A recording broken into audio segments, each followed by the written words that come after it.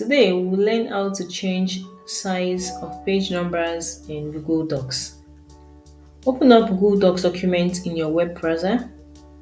Go to the File tab at the top left side of the screen. Click on Page Setup.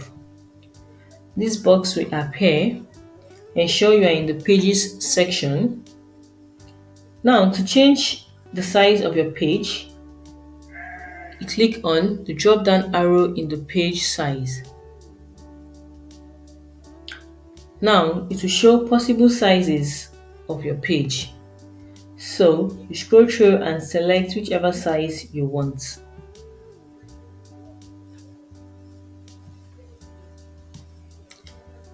You can also customize the margin and select the orientation of your page.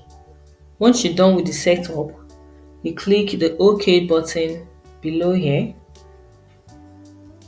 Now, your page size has been changed. Thanks for watching the video. Ensure to like the video and subscribe for more videos. Bye guys, see you in the next video.